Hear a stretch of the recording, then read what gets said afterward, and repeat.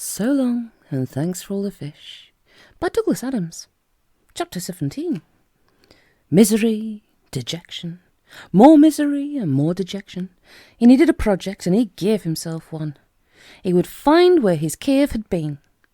On prehistoric Earth, he had lived in a cave. Not a nice cave, a lousy cave. But there was no but. It had been a totally lousy cave, and he had hated it, but he had lived in it for 5 years, which made it a home of some kind, and a person likes to keep track of his homes. Arthur Dent was such a person, and so he went to Exeter to buy a computer. That was what he really wanted, of course, a computer.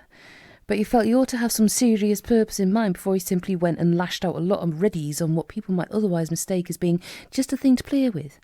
So that was his serious purpose, to pinpoint the exact location of a cave on prehistoric Earth. He explained this to the man in the shop. "Why?" said the man in the shop. This was a tricky one. "OK, skip that," said the man in the shop. "How?" "Well, I was hoping you could help me with that." The man sighed and his shoulders drooped. "Have you much experience of computers?" Arthur wondered whether to mention Eddie the shipboard computer in the heart of gold, who could have done the job in a second, or deep thought, but decided he wouldn't. "No," he said. "Looks like a fun afternoon," said the man in the shop, but he said it only to himself. Arthur bought the apple anyway.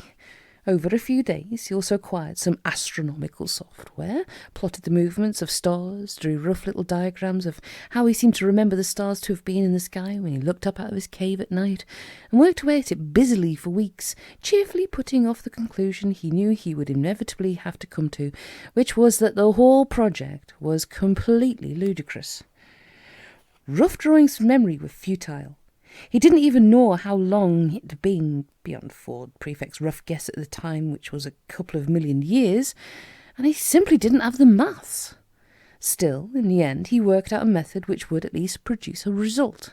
He decided not to mind the fact that with the extraordinary jumble of rules of thumb, wild approximations, and arcane guesswork he was using, he would probably be lucky to hit the right galaxy.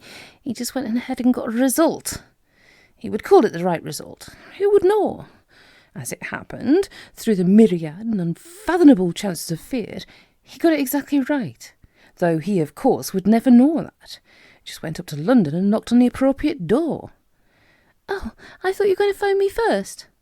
Arthur gaped in astonishment. "You can only come in for a few minutes," said Fenchurch.